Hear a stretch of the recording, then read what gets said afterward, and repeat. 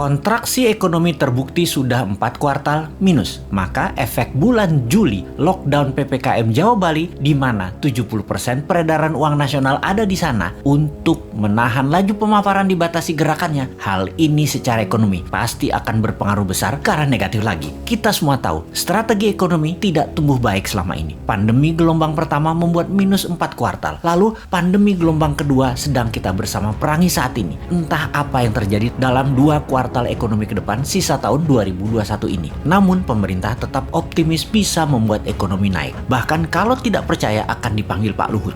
Sehubungan dengan yang tidak percaya akan mendapatkan penjelasan Pak Luhut, maka saya mengacungkan tangan tinggi-tinggi dan berkata dengan keras, Saya Pak, yuk ngobrol Pak, bagaimana strateginya dan akan lakukan apa Pak agar ekonomi tumbuh. Kalau ternyata jawabannya dengan investor asing masuk, itu bukan jawaban yang bikin kami semangat Pak, yang lain dong. Kalau dengan pinjaman hutang, itu juga bukan sesuatu yang baru. 7 tahun ini hutang naik jadi 6.500 triliun dari 2.700 triliun sisa Pak SBY. Itu juga bukan sesuatu yang wah, malah sesuatu yang loh. Jadi kalau ada yang tidak percaya mau dengar langsung dari Pak Luhut, terang saya menjadi orang nomor 1 ingin penjelasan. Saya Pak, kami berharap strategi baru yang dipakainya, bukan yang kemarin-kemarin yang terbukti membuat 4 kuartal minus, juga bukan yang membuat impor bertambah naik, juga bukan membuat tenaga kerja asing bertambah banyak di Indonesia. Yang baru Pak, yang segar, ada Pak. Juga bukan seperti selama 7 tahun ini telah berjalan memainkan kekuatan politik. Pernah membelah Golkar jadi 2 di awal dulu, membelah PKS jadi 2, membelah Demokrat jadi 2, membelah P3,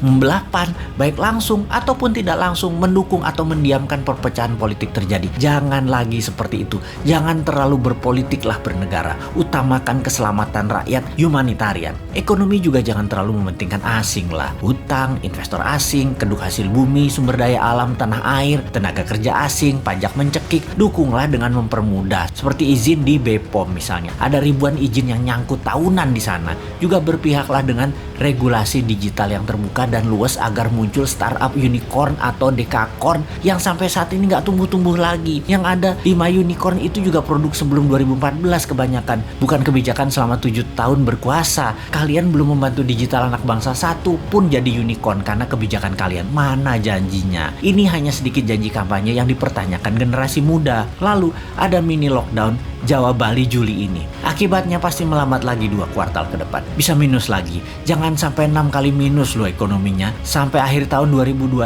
ini minus, itu berbahaya. Berat mesin ekonomi kalau turunnya terlalu dalam atau diamnya mesin terlalu lama. Yang Newmind takut adalah minyak crude oil yang saat ini $75 per barel. Akhir tahun ini mendekati $100 per barel. Mati kita. Sudah dolar kurang jumlahnya di tanah air. Dagang pakai yuan. Sementara Amerika dan dunia Arab tetap petrodolar, beri petrol ya pakai dolar. Lah kalau rupiah jadi 17.000 terhadap dolar karena perlu dolar dan dolar langka, nggak ada dolar masuk karena yuan yang masuk. Beli minyak 800.000 barel per hari pakai apa bayarnya? Apa mau Saudi dibayar pakai yuan? Ya enggak lah, yuan belum multi currency, baru 1,7% transaksi dunia yang pakai yuan. Cukup nekat sih analisa meyuankan transaksi dan tergantung satu negara Tiongkok mitra dagangnya, padahal Tiongkok bukan penyedia semua macam-macam kebutuhan, terutama kebutuhan energi. Cina nggak punya energi, Cina aja import. Berat nih kalau crude oil mendekati $100 per barelnya di akhir tahun 2021 ini. Di sisi lain, COVID mudah-mudahan melandai sejak akhir Juli ini. Semangat vaksin kita dukung kok bos.